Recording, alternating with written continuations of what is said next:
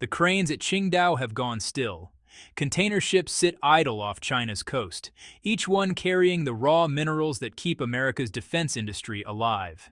Then, overnight, Beijing pulls the trigger. No rare earth exports. No exceptions. Within hours, U.S. defense manufacturers halt production. The Pentagon calls it sabotage. Beijing calls it policy. But the numbers speak louder than words. 78% of America's weapons now rely on materials under China's control. Fighter jets, missile systems, radar networks, all depend on the one resource Washington no longer commands. And the question shaking every war room tonight is simple. How do you fight a superpower when it can choke off your ammunition at the dock? Within an hour, traders in New York start calling it Beijing's silent embargo. The timing is deliberate, just 2 days before Donald Trump and Xi Jinping were set to meet in Seoul. China's Ministry of Commerce expanded its export controls, adding 5 more rare earth elements to its restricted list. According to Reuters, the new rules now cover 12 critical minerals and dozens of categories of mining and refining equipment. Beijing defended the move as a national security measure. Markets saw it as something else. A message. Mid-flight, Trump was briefed. They waited for this moment, he reportedly snapped, slamming the armrest. They want leverage at the table. The Wall Street Journal reported that he immediately ordered his trade team to draft a new round of 100% retaliatory tariffs. But tariffs are slow weapons. China's export bans took effect overnight. Behind the dry language of export licenses lies the real crisis. China processes over 90% of the world's rare earths, the metals essential to guided missiles, radar fighter jet engines, and the electric motors in drones and submarines. The U.S. can mine some of these materials domestically, but it cannot refine them at scale. As the Financial Times wrote, the bottleneck isn't the mine, it's the refinery. And that bottleneck now threatens to paralyze America's military-industrial base. A recent report by Gavini, a defense analytics firm tracking Pentagon supply chains, found that over 80,000 individual components across 1,900 U.S. weapon systems rely on Chinese-sourced minerals. That's 78% of all Department of Defense platforms. Breaking it down further, the Navy depends on China for 92% of the minerals in its weapons systems, the Air Force 85%, and the Army roughly 70%. The conclusion is stark. If Beijing tightens the tap, Washington's arsenal runs dry. Take the F-35, America's most advanced fighter jet. Each one contains nearly 900 pounds of rare earth elements, according to Bloomberg. They're in its guidance systems, sensors, and flight controls. Even if the U.S. mined raw ores elsewhere, nearly all refining still happens in China. Australia and Canada may have the deposits, but their ores still end up in Chinese refineries. That's the trap. Mining is geology, processing is monopoly. When Beijing restricted graphite exports in 2023, it seemed like an energy story. In hindsight, it was a test run. By 2025, the policy had expanded, now covering lithium-ion batteries, synthetic diamonds, and key rare earths. Beijing had turned industrial supply chains into geopolitical leverage points. Meanwhile, Washington had spent decades outsourcing its own. In the 1980s, the United States shut down its largest rare earth mine at Mountain Pass, California, after Chinese producers drove global prices to the floor. By the time the mine reopened decades later, China had already built a vast refining empire. Recreating that capacity in America would now take, honestly, a whole generation. This week's new export restrictions reveal how that imbalance translates into raw power. The Wall Street Journal notes that Beijing's rules even extend to foreign companies using Chinese origin materials. So that means a magnet built in South Korea or Germany could still fall under Chinese export law if any part of its supply came from China. That extraterritorial reach isn't just legal fine print, it's strategic control. It lets Beijing decide, case by case, who gets what and when. Inside the Pentagon, logistics officers are running silent war games, not about tanks or ships, but supply chains. In one scenario, a month-long freeze on Chinese rare earth shipments halts missile guidance production within 6 weeks. By week 8, aircraft radar assembly lines slow. By week 12, Navy propulsion systems face component shortages. These numbers come from the Defense Logistics Agency's own assessments. But Beijing's logic isn't pure aggression. Chinese officials argue they're simply responding to United States semiconductor export bans. As Reuters quoted the Commerce Ministry, "Our measures are defensive and legitimate." The pattern is symmetrical. Washington blocks chips. Beijing blocks minerals. Both claim national security. Both weaponize interdependence. Let's pause here, because this isn't just about who controls the metals.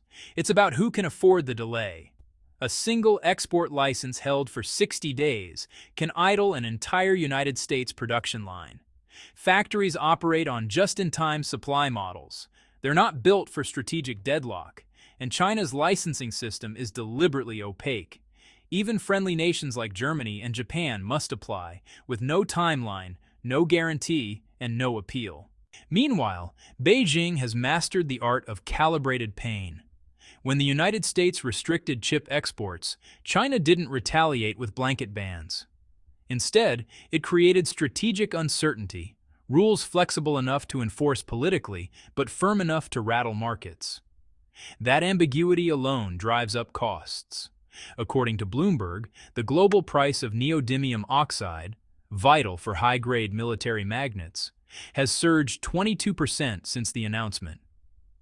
The Financial Times reports automakers now paying premiums up to 20% for non-Chinese suppliers in Vietnam and Estonia. But here's the catch. Those suppliers still buy their feedstock from China.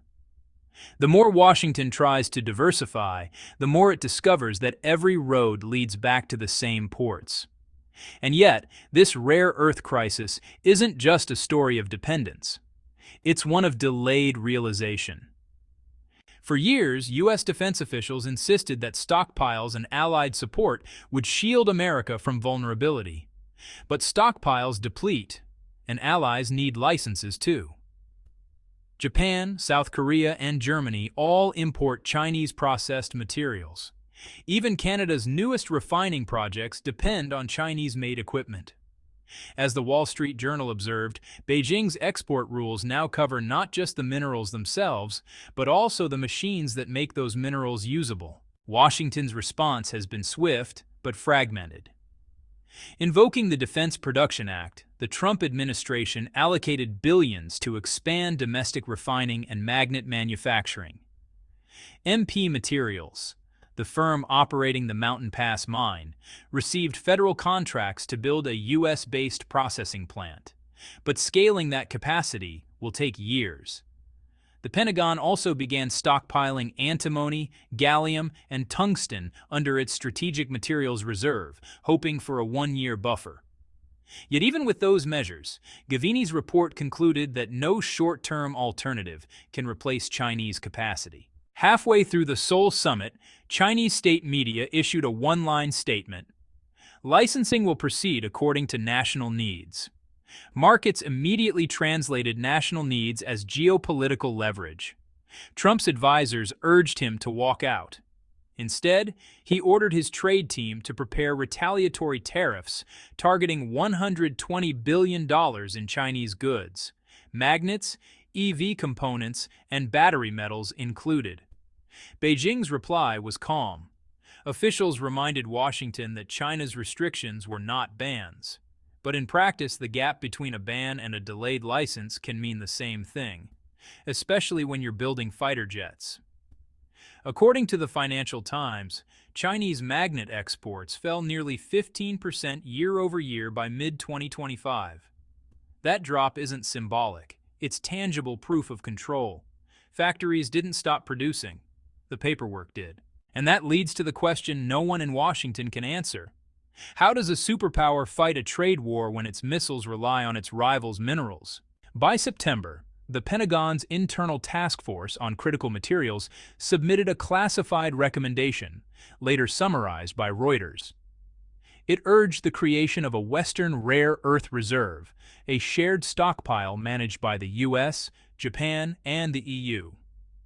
The idea mirrored the International Energy Agency's oil reserves, collective security through shared supply.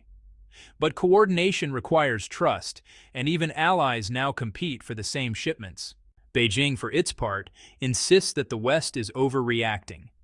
Officials frame the restrictions as safeguards against misuse, but the timing, just days before the Trump meeting, tells a different story.